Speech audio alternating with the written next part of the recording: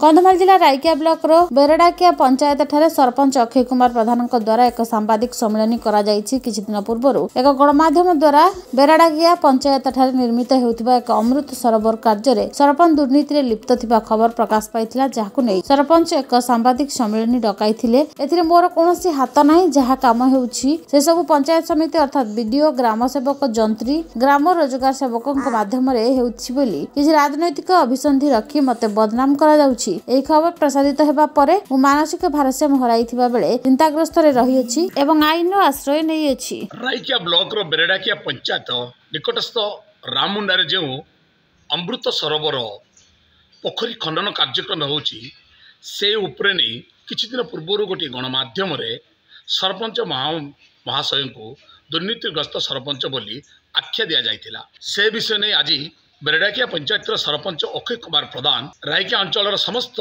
सांबादिक बंधु मान को डाकी गोटे प्रेसमिट कार्यक्रम करथिले एवं प्रेसमिट कार्यक्रम रे संपूर्ण भाव में कहते यही कामटी बीडीओ, जेई, पीओ, जीआरएस को द्वारा होउछि।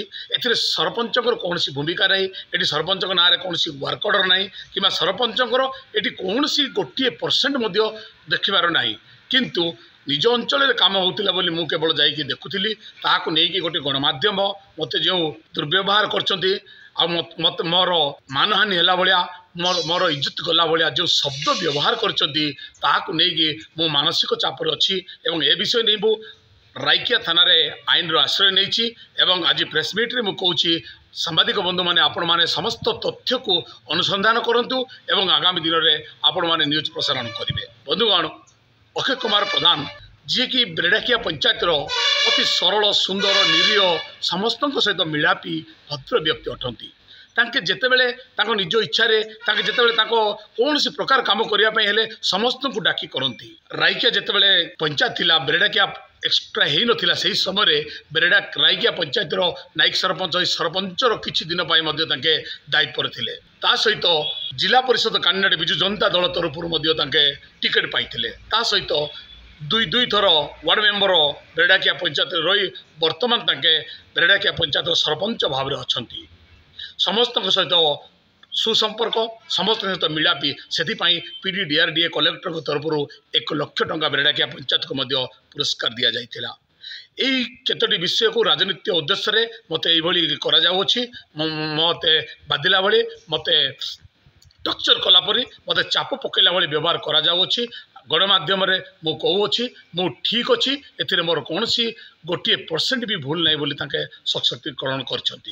तेरे चलतु आज प्रेस मीट्रे से अक्षय कुमार प्रधान सरपंच आज्ञा अच्छा पचार नेबा ए विषय कौन कहते। जो दुर्नीति हवार प्रसारण होती सरकारी स्तर में समस्त सरकारी कार्य संस्था सरकारी कर्मचारी काम तुलाउथिबा बेले समस्त विभाग काम तुलाउथिबा बेले एक सरपंच को मिथ्या आरोप लगाई ताहांको नाम रे दुर्नीतिर आरोप करिबाटा को मुआकू सरपंच हिसाब रे निंदा करुच्ची एवं घृणा करुच्ची। मु जानिबा पाइली जे मु को काम जेसीबी मशीन लगे निजे ठिकादार भाव काम करिवार जो प्रसारण करा जायछि या संपूर्ण मिथ्या अटे एवं यही खबर को गणमाध्यम प्रसारण करा जायछि। जेहेतु समस्त जिला प्रशासन, ब्लॉक प्रशासन, पंचायत प्रशासन थी समस्त सरकारी कर्मचारी मानक द्वारा कार्य परिचालित होती। पात्र ब्लॉक फ्रंट रे मोर दुकान अच्छी किराना दुकान में अच्छी सरपंच बाबद तो सेमती किसी आम जानिनु जो न्यूज होम सब शुणुचु ता विरोध में सब बाहर करा किंतु सेमती किसी आम नजर को आसी ना। सी आगु थे नायब सरपंच तापर हेले से सरपंच सेमती किसी आम नजर को आसी ना। कौटी दुर्नीति कर कौटे कौन असुविधा सुविधा करमती किसी आम नजर को आसी ना। ना से तो किसी आम भाभी पार्नु से तदंत पर ही सब जिन जना पड़ो। आम तो सेमती किसी जानिनु जे जनक विरुद्ध में आम कहीदेवु किंतु आम नजर को सेमती किसी आसी ना।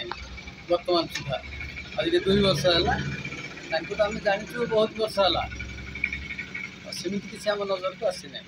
ମୁଁ ଜଣେ ସରସ୍ୱତୀ ପ୍ରଧାନ ଆଉ ମୋର 4 ନମ୍ବର ୱାର୍ଡ ମେମ୍ବର ମୁଁ ବେଡ଼ାକା ପଞ୍ଚାୟତ ଅଛି ଆଉ ସରପଞ୍ଚ ଭୁଲ ମୁଁ କିଛି ଦେଖି ନାହିଁ ସେ କିନ୍ତୁ ମୋ ପାଇଁ ଭଲ ଆଉ 2 ବର୍ଷ ହେଲା ମୁଁ କୌଣସି ତାର ଭୁଲ ଦେଖି ନାହିଁ ଏଇଟା ପାଇଁ ମୋ ସରପଞ୍ଚ ପାଇଁ ମୋ ଉଦ୍ଦେଶ୍ୟ ମୁଁ ସେ ଭଲ ବୋଲି ମୁଁ ଦେଖୁଛି। ମୋ ତ ବେଡ଼ାକିଆ ପଞ୍ଚାୟତ ମୋର ଜରାସନ ନାୟକ ଆଉ ସରପଞ୍ଚ ହେଉଛି ମୁଁ ଆଗରୁ ଜାଣିଛି ତାକୁ ବହୁତ ଭଲ ଲୋକଟା ଆଉ ଏବେ ବର୍ତ୍ତମାନ ସରପଞ୍ଚରେ ଅଛି ମଧ୍ୟ ତାହା ବି ସେ ଭଲ ଲୋକଟା ଆଉ ଯେତିକି ତାର ଦୁର୍ନୀତି ହେଇଛି ସେଇଟା ସବୁ ସମ୍ପୂର୍ଣ୍ଣ ମିଛ।